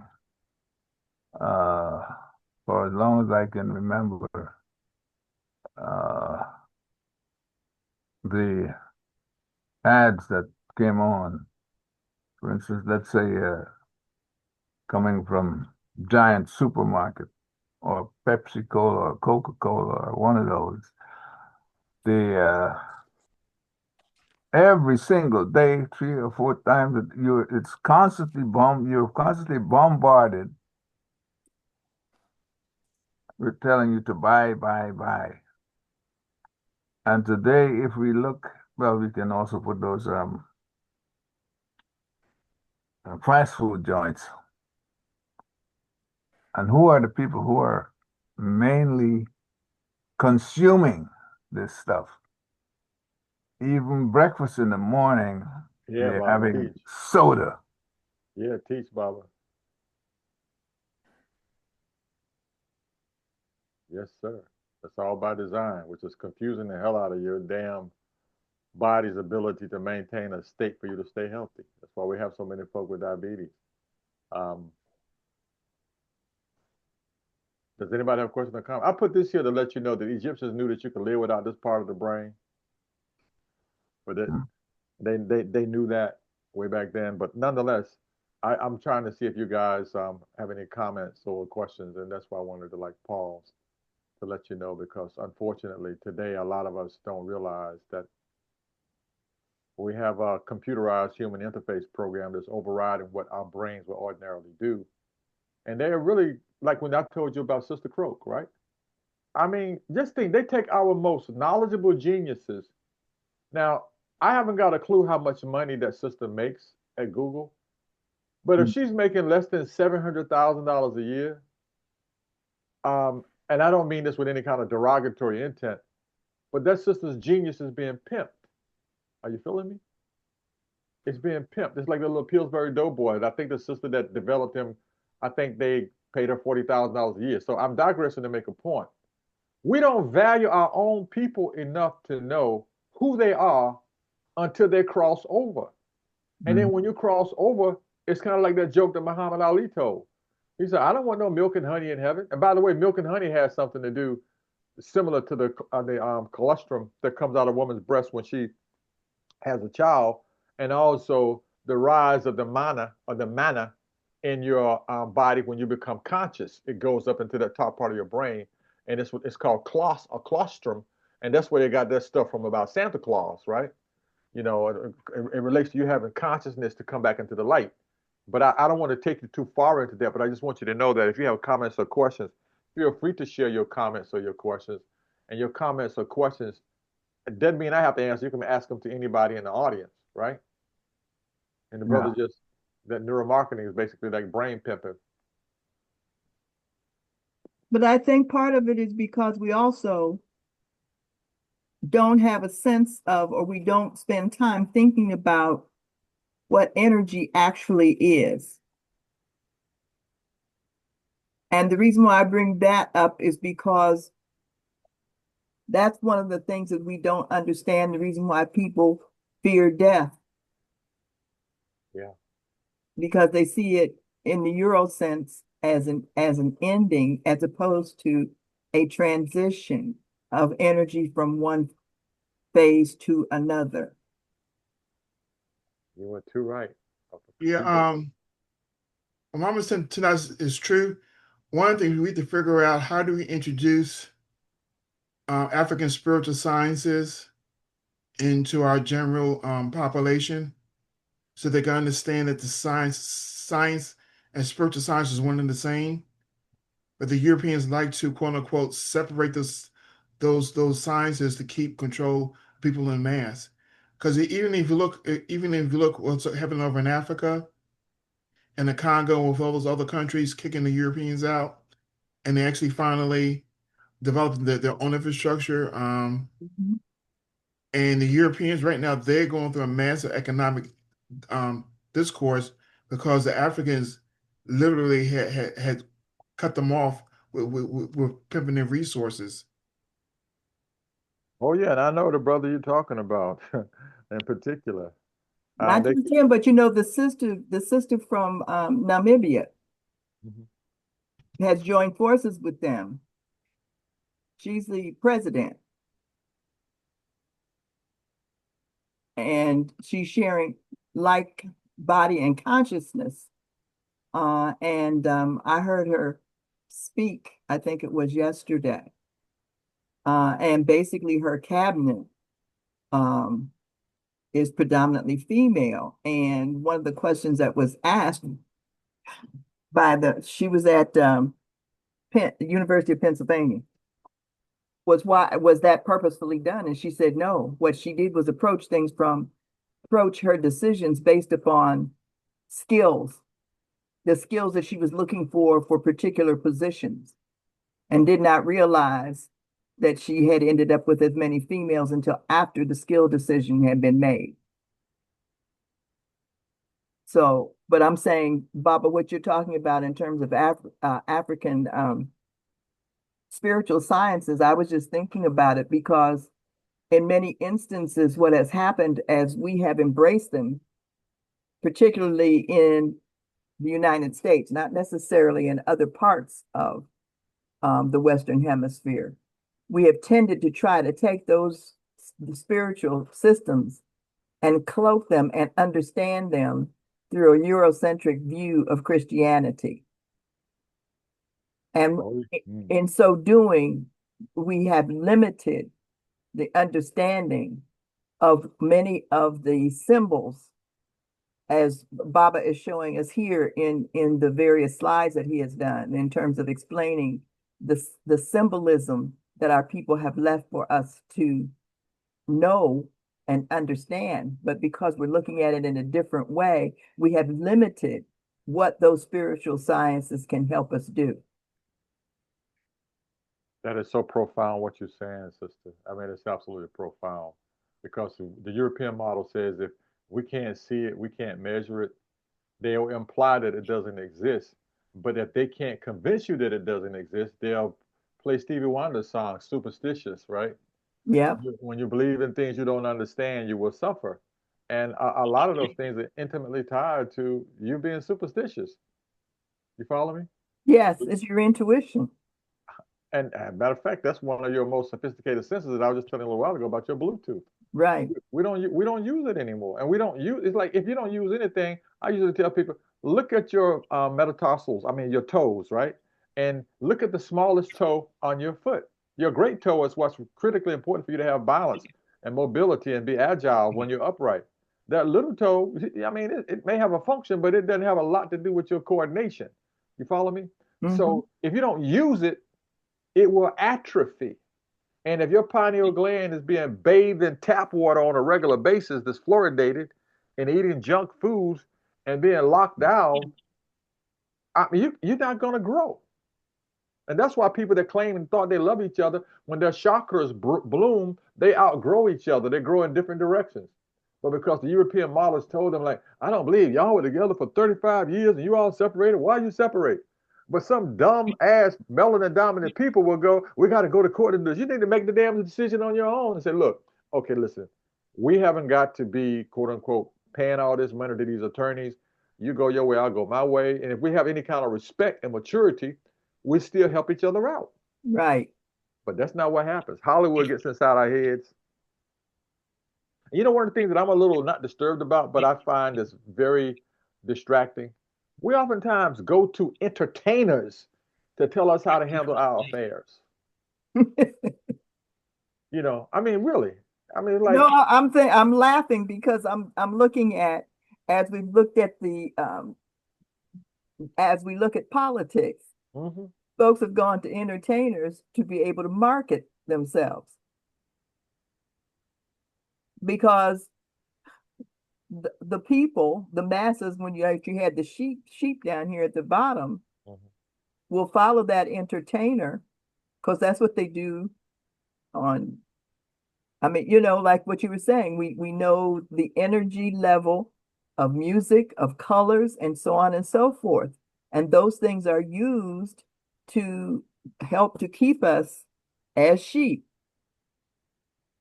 And that's what I meant by not understanding the energy and what energy really means and how it moves, how it changes, and how it is who we really are. You know, it is the essence of us. oh yeah. You don't hear ministers talking about we got to go out and herd our goats, right? Right. Goats got their own damn temperament, right? Yep. You feel me? And you'll hear Muslims, as much as they are reciting surahs and from the Quran, they'll say to you, it's a classic little adage that they'll say.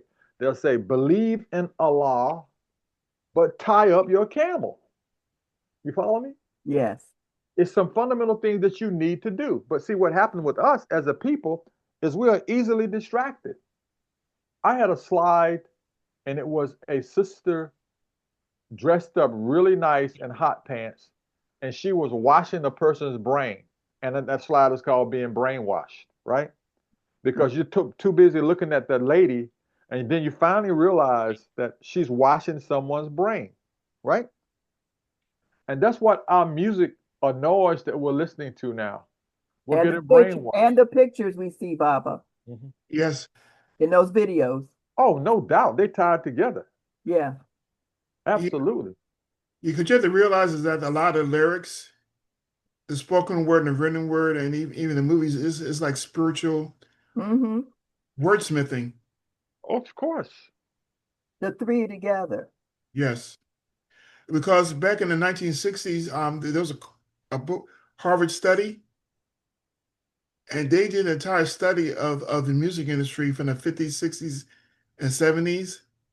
And that's when, and they actually did analysis of the cultural science behind the music that we used to produce. And that's when after they completed the study, that's when they went on this warfare in terms of scripting and controlling the lyrics of the people who are entertainers singing. And the development of gangster rap. Gangster rap, because they actually were realizing that you have to realize that when people speak, it's nothing but energy, Baba. It's energy, but it's geometric waveforms. And by the words that you use with the waveforms has different energy patterns, because each emotion has a different frequency. And what they found out is that even with the introduction of these headphones, just by making the difference in the right and left channel, the difference between the bass sound and the other sounds, the slight difference is a particular energy mapping of emotions. Brother, you're dropping it really, really clearly now. And If we could put some graphs together to show people about that, and even the beat and the cadence of it, and like you said, that bass is going to definitely hit you viscerally and then plug into your heart. And all you have to do is put some treble in there, mid range, and put some nonsense lyrics in it. You know, I saw a dude in a beautiful Lexus the other day. The reason I'm letting you know it was a Lexus because it wasn't like an old secondhand was, and he was jacking his speakers up, playing this crazy loud music, right? And when I say jacking the speakers up, because you can hear the actual extra vibration and the drivers in the car, not drivers, the person, but I'm talking about the speakers. And I'm like, damn. And you don't even realize you're sitting there giving yourself brain damage. You feel me? But you know, hey, it's by design. That's why I do a special thing called designification. And you can see how this technology is overriding your ability to be tuned in. And Baba, you had said something when you were talking about the go-go music, which made me think of that also. Is that the rhythm when you're talking about it is a rhythm which we associate with Ogun. Yes. Oh yes. Okay, You follow so me? that's a primal energy. Oh, and when you put that kind of energy together, then you push it down to the lower chakra, and Yeah. then you don't bring it back up. The unfortunate thing that pops in a person's head is something related to carnality, because you're looking for that balance, and that balance, unfortunately, translates into you having a sexual catharsis or probably wanting to get high. You feel me? I mean, you know, we're in a war. I tell you, every time we talk, we're in a war, and I think I'm gonna have to talk to the brothers about how we move forth with some of this information because, oops, I didn't mean to put that up. Damn, I did not mean to put that slide up I just had up. But nonetheless, it's out there. Um, it's always my pleasure to come in and talk to you all, and I don't say this because I'm looking for a brownie point, but I want you to know I never come talk to you all by just saying, okay, let me come talk to you. I will put together a thematic tone of whatever the issues are, and I will diplomatically address certain things like a chess player for some things that are going hot in the media. And I will tell you, but you have to be very careful about meta tagging online. Meta tag will be use certain words, then the algorithm will find the word that you use and tie it to something else, and then they will cross-reference it with things online, and before you know it, these people are saying that you're doing A, B, C, and D. Like, I don't know how in the world they managed to basically, did they lock the guy up or they just issued a warrant or they gave him a day in court? The one that was he there? Was he the head of the FBI? What was the brother? The guy that Told me. Yeah, I'm like, doesn't that tell you how crazy stuff is when you can start snatching people that are literally in positions with some degree of power? But sometimes I want you to be mindful. I think this stuff is distracting. And I'm not going to sleep until I see exactly for some of our colleagues why in the hell would we be so stupid to invite our military personnel from all over the world down to Quantico? I mean, that's some dumb crap. And if they don't come back and tell you guys in 60 days that they had a meeting that was covert about an alliance relating to life forms from outside Earth's atmosphere. What's happening? Yeah. I mean, that is some really, really. I have Zama on the phone. Here's a question for you. Let me put you to the speaker. Zama? Yeah. Two things. One, Black Seeds has highlighted Miriam Croak in the 2026 calendar. They didn't dive as deep into it as you did, but they laid it out for folks to deal with. The other thing is that the Serpent in the Rainbow film, there's a lot going on there that I think a lot of people missed. You know, they dove over the whole spirituality thing and tried to just kick it into voodoo and stuff like that, you know. But it was the beginning of the whole zombification era. You know, from there to Wes Craven and all those kinds of folks. Well, you know, I want to say to you, Baba, I'm glad you reiterated that because we are literally spiritual beings. Yes. But the challenge around our spirituality is we get distracted with religion and we forget our spiritual connectedness. And they use that to literally do more divisive things to us. And it's a shame, because I just want to remind us that, listen, if this time we are not going to bail these people out, we are going to let these folks see how they turn on each other like crabs in a barrel. We're going to let them see the things that Hollywood would never make a movie about, like what was happening inside the Caucasus Mountains when they were living in those caves.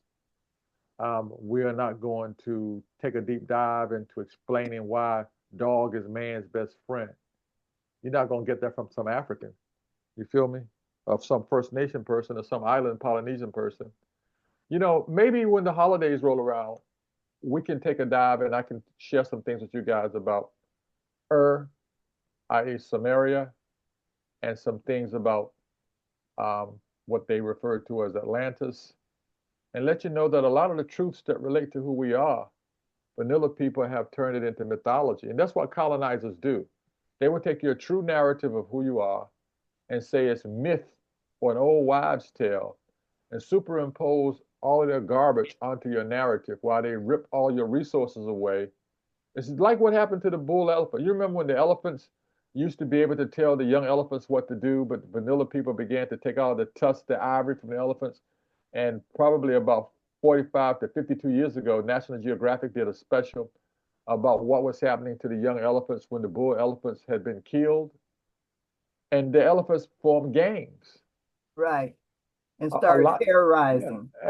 They were kicking rhinos behinds and everything. But I want to leave you with this thought. Why is it that the most aggressive, violent bear on the face of the earth is the polar bear?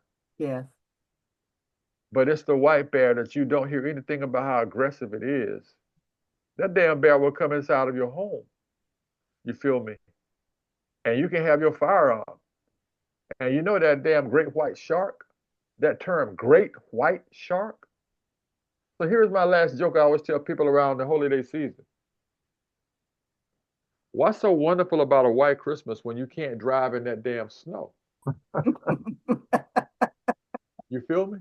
And then the irony of you driving in the white snow, the only thing they worry, tell you to be careful about, is beware of the black ice. It ain't no such damn thing as black ice. And people get locked. This is back to the neuromarketing. And you hear that. And I guarantee you, before I talk to you guys again, you're going to hear some stories about, hey, be careful when you're going from point A to point B. Because if a black cat crosses your path and you don't see a white ear or a white paw, you might have bad luck. So when you go deep inside of the psyche of people that literally respond to music and movement, we find ourselves being reprogrammed. And that's why I'm always telling you guys I have a whole protocol developed around de-zombification.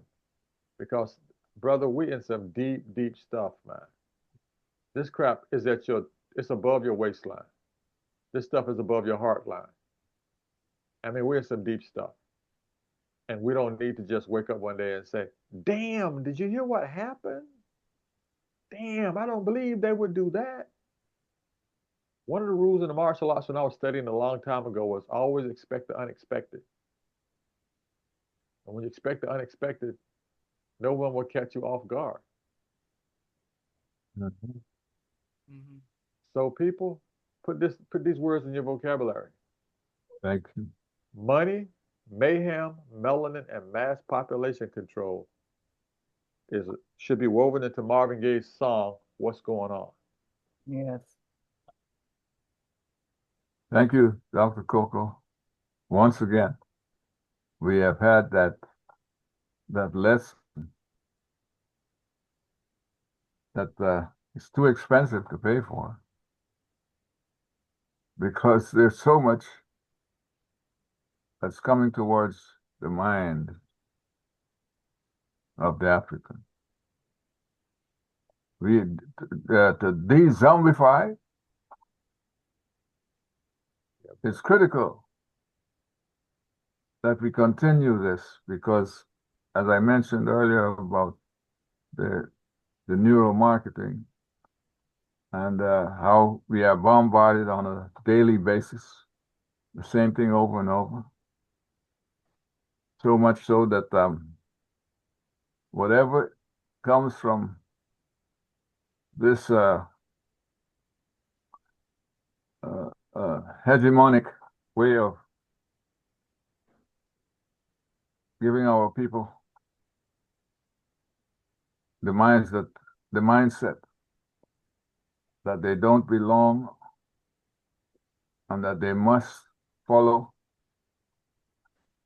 the Eurocentric way of dealing with matters. I think we need to continue with these formulas from you so that we can resist the zombification, to deprogram our minds. Because if we don't do this, and we just take, let's say, this one lesson we had tonight, and then we say, well, oh, okay, Dr. Koko said that, and we forget how much is coming in, so that we have to remember or to go over, then sooner or later, it will be out of our mind. And so that's why I'm saying this, because not that we have to follow what every other person does or the other folks do, but it's clearly a case where we have to remind ourselves consistently that we're in a war. And if we do not fight this war, we will continue to mark time. We will continue to be Tobies. So, Dr. Koko, you mentioned... I got one reminder. It's Uh-huh. a graphic stereotypical ghetto reminder. Mm-hmm. Graphic stereotypical ghetto reminder. But if you had a place where you lived and your mattress was on the floor and you had children, you would be acutely aware of what you needed to do if it was in a quote unquote slumlord dwelling. Mm-hmm. You don't want roaches and rats in the bed with your children. Mm-hmm. Neither are you going to lay down in that bed. You might sit up with that child sleep in your lap in a chair, or you may not even really get much sleep at all because you're making sure roaches don't crawl all over your child, and making sure that you don't have the vermin or the rats nipping or biting your child. But you guys remember when Shaft came out, the first one, with Richard Roundtree? That was the closest thing that black people had to a James Bond. And they loved it. The same thing happened when we did Black Panther. Because they never show us, and I say they never show us because they train our own people to do things that they can get funded by other people. We don't fund our own people. Right. And we need to really start understanding how much power is in the sine curve that we associate with a dollar sign. Because it's actually a sine curve. And the same sine curve is tied to cinematography. Moving pictures move us in directions that we don't need to go. Remember that. Moving pictures move us in directions we don't need to go. So again, it's my pleasure to always talk to you guys, and I think I'm gonna have to start getting my Nibarayan colleagues to like put a pulse wave around certain things that I do, because you know where we live. And that doesn't mean there's fear on this end. There's no fear. But if you have been around guys in a war zone, they'll tell you, keep your head on a swivel. You know, because sometimes things happen and people say that was an accident. Well, look, my joy, my pleasure, and I'm going to dissect this video in the next 48 hours when it pops up so I can see how much stuff, and I always talk in code. And remember this, the $64,000 question are the squares on a chessboard, and the $64,000 question represents 6 plus 4, and 6 plus 4 is 10, and that 10 represents you being already a perfect being. You just might be slightly distracted.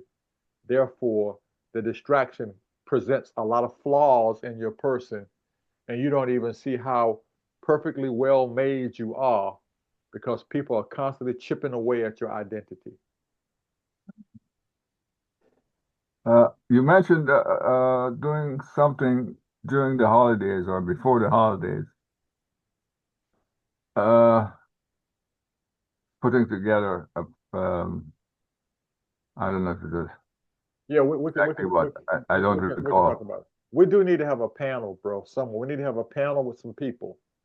You feel me? And I know that's one thing about us that I admire. That's why I want to give Croker props. We do need to use technology whenever we can use technology. Mm-hmm. And we need to, like Heru is always making people aware about the energy. Mama Tindy is making people aware of the energy. We need to let people know that, you know, people always say knowledge is power, but I tell people you can have a 18-wheeler and the back, the whole vehicle could be filled with knowledge. But if you don't have some wisdom in the glove compartment, you're probably not going to take your cargo where it needs to go. You feel? Mm-hmm.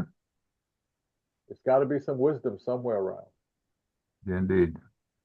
So look, muchas gracias, merci beaucoup, bedase, shukran, asante sana, one love. Don't forget, we have to thank Brother Garvey for this.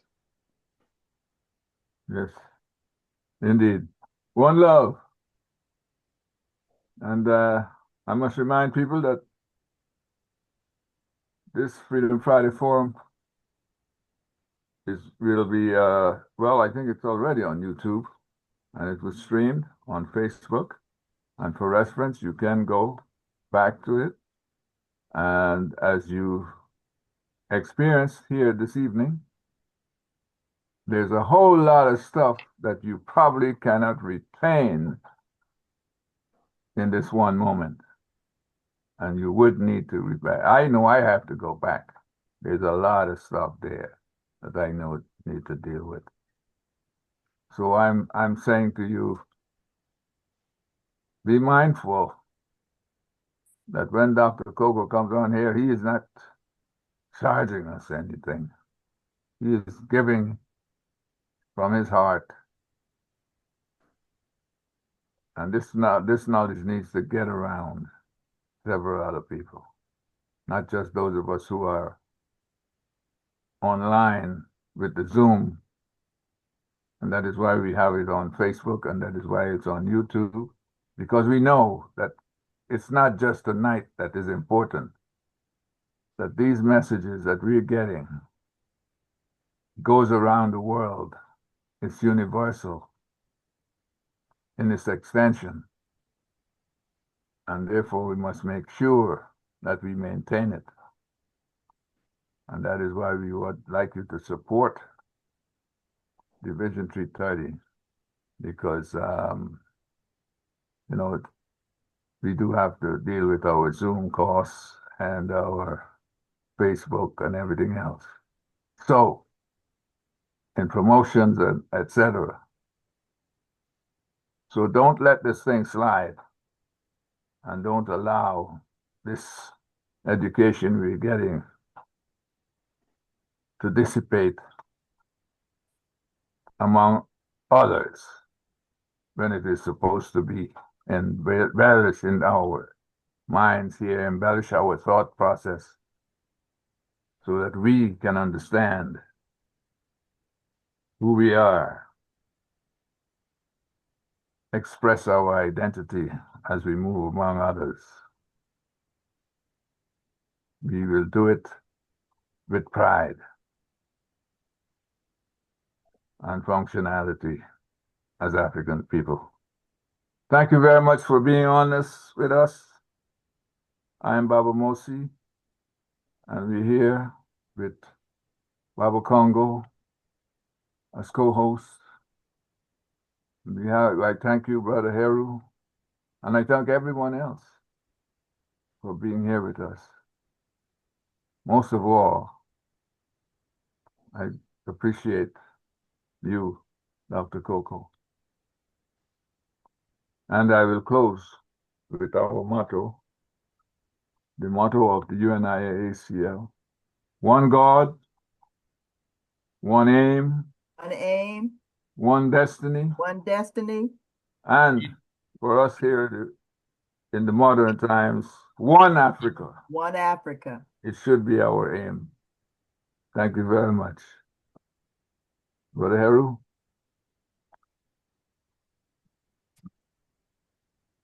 You may close.